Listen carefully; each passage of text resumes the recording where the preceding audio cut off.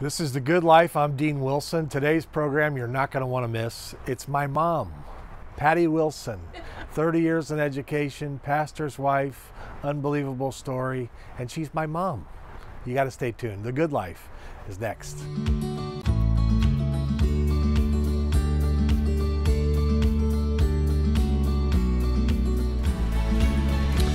This is Good Life. I'm Dean Wilson. And today's a very special program. It's the only time that I will have as my guest the person who birthed me. Maybe one of the highlights of her life, I hope. Maybe not. Could have been my brothers. But my mom is here. And the reason my mom's here is actually not because she's my mom. She's an incredible woman. And I've known her a long time. And she's taught me a lot. She's an incredible teacher. She's given her vocational career to children. She's been in that profession that we all admire, teaching. She was also a principal administrator, but she's given her life to kids. She teaches the Bible to women. She's given decades of her life to the Turner Foundation and to building that into a wonderful work on behalf of many in our community. So she's an incredible woman. That's why she's here. She also happens to be my mom. Mom, hi. Hi, Dean. I want people to get to know you like I know you, as best we can do in this time. But maybe start with, you were born and raised in Detroit, Michigan. Born in Detroit, Michigan. Tell us a little bit about that. Yeah, it was an interesting story because I was born in Detroit, Michigan, but we lived in an apartment in Grosse Pointe above a plumbing store. So it was an interesting dichotomy to go to school with kids who had big, huge mansions and lots of maids to clean everything up, and then for me to climb 25 steps up into an apartment. And the apartment was like 1.5 bedrooms, and our major place to look out our window was the roof of the next apartment. So, I learned a lot about apartment living in my life because I lived in apartments until I was in 8th grade. So, and Grosse Pointe was a wonderful place for me to go to school. Michigan. Grosse Pointe, Michigan. Let's talk about your dad, Reverend Dr. Albert J. Turner. We've named the foundation after him in recent years. You knew him best. Mm-hmm. Tell us just about what was he like, and kind of what are your memories? My memories of, he was a very charismatic type person. The thing that was always interesting about him is that, and no matter what my situation was in my life, Dean, he would always say, "You are just wonderful. You're going to be fine. Look what's going to happen. You're just get excited about this, Patty, because this is what's happening." But he was genuine about that. He really believed that his kids, his girls, my sister and I, were just going to be absolutely fine. And that did put within me a hope and a confidence as I grew in adulthood. Yeah. Is that, I'm going to be okay. Yeah, he was hopeful. Very hopeful, just loved. He was gone a lot, obviously, and maybe you want to deal with that in another question. But my dad was an evangelist, and as you know, he traveled a lot. And we didn't have, my mom and my sister and I didn't have a car, so I learned how to go on buses. But Dad took a car, and he would travel all over the United States, and he would preach. And with that preaching would come setting up a tent for big revival meetings and lay down the sawdust. And then many times my sister and I and my mom would travel to see him, and my mom would play the piano at the tent meeting, and my sister and I would just run around and enjoy life. I did make him very nervous because my mom would be playing the piano, and he'd come to the piano and he'd say, "Honey, you've just got to go catch Patty. She's up there with the microphone, and you've got to stop this." And she's playing along and going, "Can't do it." So I kept my dad really on the edge some of the time, but did definitely feel that he was a fan of mine. And do you remember the move to California? I do really remember that, because it was a big decision. Because we didn't have a car, my dad had this kind of thing. He always worked everything out so it would be fine, right? So he went to a car dealer and said, I'm moving my family to California and I could drive one of your cars out there. So they gave us this big station wagon. It didn't have any air conditioning or anything. And I guess they had some of our stuff sent. I don't know how that worked out, but we did travel in a station wagon without air conditioning across country to California. And I just remember I was in 4th grade and I just got over the mumps. My cheeks were all swollen up and I was just thinking, I hope California is better than this. It was quite an experience as a little girl. And I remember coming into California Michigan's very different than California, with the big palm trees. And I thought right off the bat I'd meet Lucille Ball or somebody was going to greet me from Hollywood, because that's what you feel when you're on the East Coast or in Midwest coming to California. But I do remember we lived with my grandma in Bell Gardens when we first arrived. So that was my sister and I, my mom and dad, and my grandma and my aunt. We lived in a 2-bedroom apartment in Bell Gardens in the summer we arrived. And then we moved from Bell Gardens to Manhattan Beach, where we lived with my grandma in her house, and I went to school in Manhattan Beach for my 4th and 5th, part of my 4th grade and 5th grade. Okay. And then you get to Riverside because he got the job at California Baptist University. Yes, that is true. That was our motivation in coming to California, was that he'd been given a position at a university to be the evangelist public relations man in California. We'd always lived in apartments and we finally got a little car, but we didn't have anything when we arrived at California Baptist University. And so what the school did, because my mom and dad were going to be administrators for a little rest home that was on the Baptist College campus, they put us in 2 offices. Two of the people in the administration moved out of their offices, and they put feather beds, one for my sister and I in one office and one for my mom and dad. And we lived there for almost a year. So Really? I had dinner in the cafeteria with all the college kids, and actually I was like a little mascot for the cheerleaders. And then I was in Diary of Anne Frank. I was the sister with the red hair was a problem, so I had to wear a wig. But I run around the college. It was very comfortable at the Baptist College, and felt it was home. Yeah. And then so somewhere around 1958, he had the vision for what is now the Turner Foundation. Yes. He had a vision to do affordable housing in a village, and he built it. Tell us your memories of him having that vision, the land donation, that story. Somebody gave the land. Tell us how that happened. That was an amazing thing as a child to watch God answer prayer. And it just seemed totally amazing to me to see that kind of faith. But we had this little 29-bed retirement community. It was a rest home for very sick elderly people. And my mom and dad were the administrators there. And I was very bonded to those people in that little rest home. It was right there on the university property. So as a little girl, I'd run through and hug them all and cared. I felt like it was part of my own life. And I saw my mom and dad loving it so much.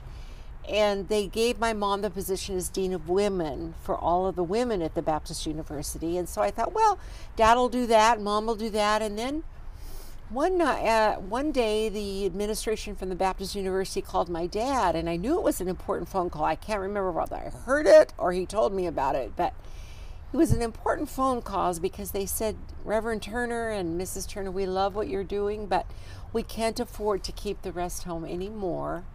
And we want to use that property for our further vision for the university, so we're going to close it down. And that, my dad's very tender about people and very tender about their lives and being served and cared for. So that I remember the sadness. I don't remember exactly how it played out when he came home, but he was taking a walk around Baptist University that night. And he was just saying, God, I can't believe we're going to put out people that are on low-income housing, and they have no family that cares about them, and they have no money. They will have nothing. and they can hardly walk, some of them, and very sick. And he said, my heart is just breaking for this. And he walked around the university, and there was a big fence right there. And God, what do you want me to do? You've given me the burden. You're going to bless this. You're something's going. I want to be your servant for these people. And he looked over the brick wall, and there was 13 acres. And he looked over there and he said, God, are you, I don't know his direct conversation. We don't know of each other's direct conversations with the Lord, but what came through to him was, that's where you're going to build something for people who do not have family, money, anybody to house them. Mm-hmm. And when God spoke to my dad in a vision, he didn't drop it. Mm. We had nothing. We lived in an apartment on Little Mount Vernon Street in Riverside. Well, no, we were in the offices and then the apartment. I thought, Dad says he's going to build a big thing, but how are we going to get the money? I can remember saying, Dad, how are we going to do this? God's got the whole thing planned out, honey. It's going to be fine. And so he went down to the planning commission, and he said, God has given, and they loved my dad.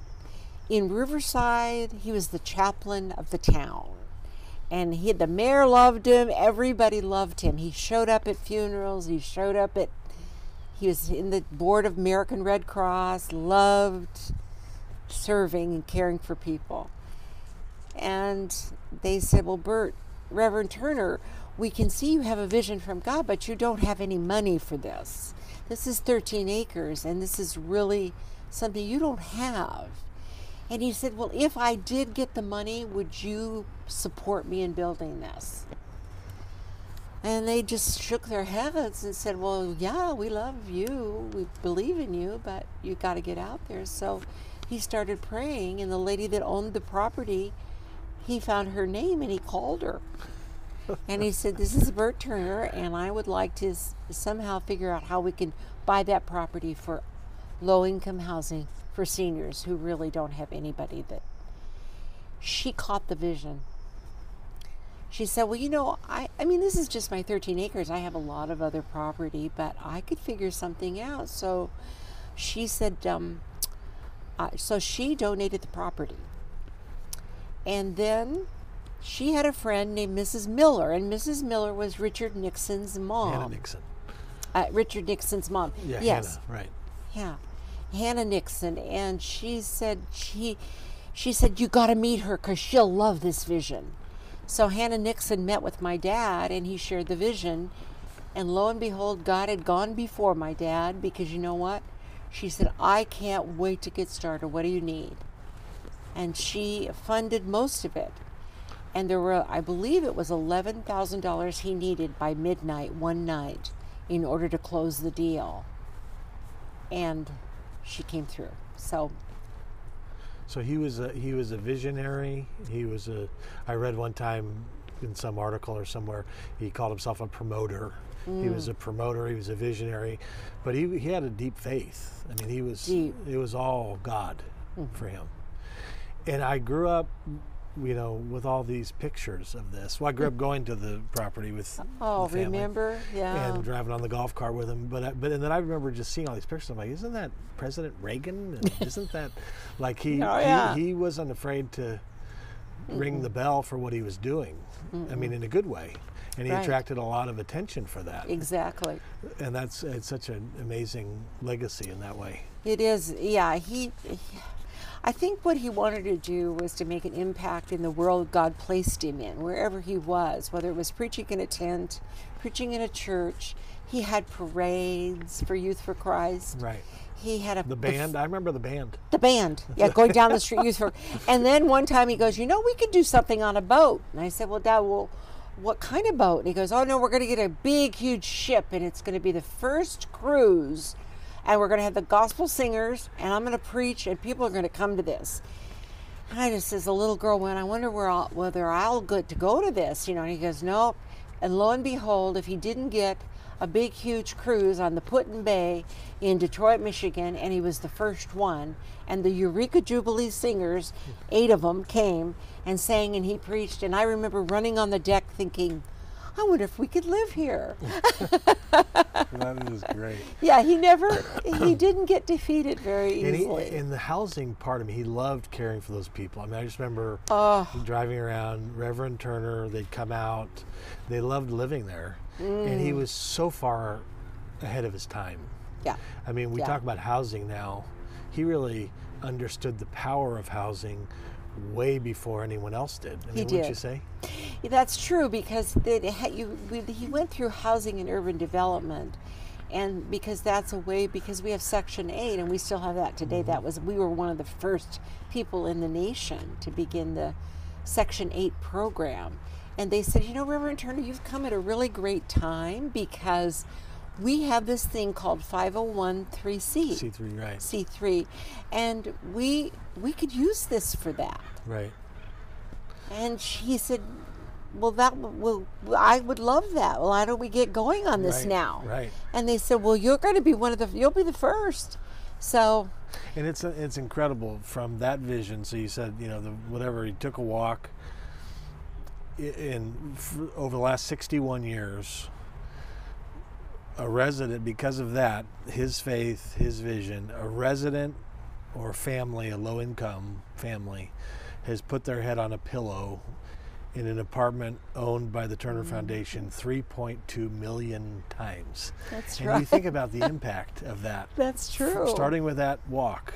So, and you were there. That's wonderful. I was there, and I had the pleasure of seeing God's answer to prayer in a very visible form for a young girl. Right. I bet. Yeah. Let's talk about, I want to talk about education. You gave decades of your life.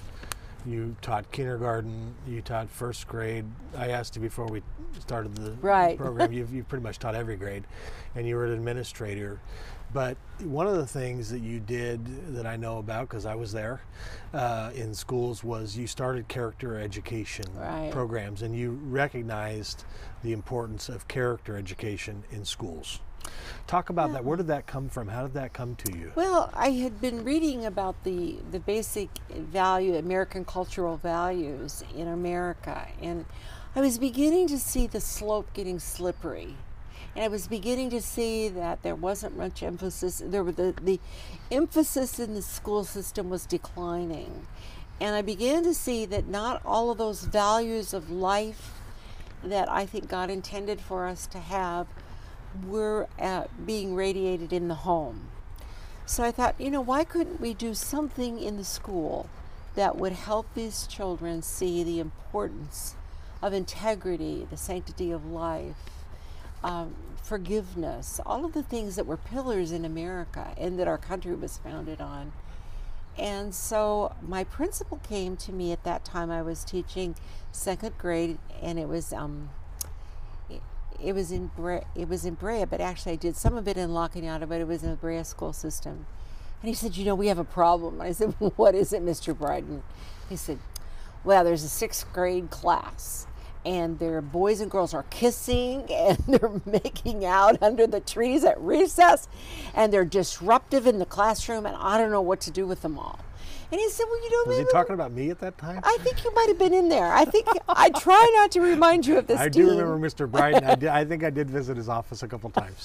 But continue. Yes. So he said, what should we do? And I said, well, you know what? We got to divide them. It's not working. And he said, well, what could we do? And I said, well, I believe I was a literature major at Westmont College. I believe literature speaks to values if you get the right classical literature. So I said, I know what. I'll take the girls and you take the boys. And he said, well, that's amazing. Could we do it for the whole day? And I said, no, but we're going to embed some new things in here. So I did Little Women by Louisa May Alcott, and many that are watching this may have seen the recent movie. And you do Tom Sawyer, because Tom Sawyer is what the play is that you do at that school. And these kids we're going to take that literature and we're going to pull out. So I began to write it was actually called Character Education Through Classical Literature. And I put it together so that in Little Women, when it says, Marmie's sitting at the bedside of her girls and they're fighting. They really do fight in that book. They get really mad. She said, girls, now you've got to learn this. Forgive each other, help each other, and begin again tomorrow. And stories of death and marriage issues and all kinds of things are really come out of that story. And so I just put it together and started doing workshops in school districts with that particular on character education. That's wonderful. It was really fun. Yeah. You've been married to my father for 52 years. Right. How's that going? It's better than ever. Work? Yeah, I think it's going to work. I do. Marriage is a long commitment and a strong decision that it's not going to be all about you. It's going to be about us. Talk to a newlywed couple that's watching this on Facebook right now, that's just about to get married or just got married. What would be a little bit you could give them on what you've learned? Yeah, I do have some things on that because my husband and I really sought, and your dad really sought to grow in our relationship, and we always went to Mount Hermon. And in that process of seeking to feel, as you journey through the passages of marriage, you're not equipped. You have to really be certain that you equip yourself for the things that are happening. And we were very blessed because we did do that. One of the things I think is really important for a newlywed couple to consider when they're considering marriage, there's a little book called Family Personalities by John Lehman. And Family Personalities is a book about talking probably before the marriage. What kind of home did you come out of? Your dad and I came out of totally different kinds of homes. And what happens in marriage is that you come to these big, huge issues and you think it's because they aren't doing something or you're not sufficient. And there's a huge you head toward one another and you think this isn't working, and eventually it fades out. Well, what we did was we looked at our families of origin and realized that I came out of a very warm family and Daddy didn't. And I was very expressive and Daddy wasn't. When somebody in our home got sick, the whole treatment. Well, he was in seminary, and one morning we woke up and I was going to head out to school and he was going to Greek or something at the seminary. And he said, well, I got to go down to the pharmacy. And I said, why? And he goes, well, I have a temperature and I got to get here. I go, wait a minute, you have a temperature? And you're going out? He said, yeah, I got to go get stuff and figure out what to do. I said, no, that's not how we do it. You stay home. I'll get you snuggled on the chair. He goes, don't control me over this. This is not a big deal. In my home, it was. And building on just that one, that could have been a real disaster. Like, he doesn't even want me to care for him. You know how it goes. I understand that. So understanding families of origin helped you as you put your new family together. And I recommend that book. That's Family Personalities. That's good. You're a loving person. You're a second chance giver. I've watched this over and over again. And you just, it seems like you naturally offer grace to people. And you don't run out of chances with you. How do you do that? Well, I believe that if you truly feel that life is a process of over and over, a sanctification process as a believer, but even as a person, that God never put a time zone on restoration. By 21, you got to be doing this, and by 50, you got to do this, and you got to be this, and He didn't put a time zone on that. The only thing He said is, you are mine. And then He said, grace. And if we understand His grace, we really need to offer it. Yeah. Grace is not sympathy. It's not whining with the person. It's just saying, we can move on. Now, what's interesting about grace is that sometimes God needs somebody on the earth to walk with that person. Right. And I pray a lot about who it is that God wants me to walk with. Right. Because I think he said, how he traveled with people. Right. And sometimes you need to start where the person is. And but the joy in seeing a life collapsed to a life restored. Right. Gives me life. Right. That's wonderful. It's beautiful. Yeah. Your favorite verse is Romans 8:28. I've heard this my entire life. Mm-hmm. All things work together for good. You really believe that, don't you? Yeah, I really do. Because you've been through valleys like we all have. You've been a pastor's wife for 40 years. Mm-hmm. I've heard that's the most difficult profession in America. Yeah. And is not always easy.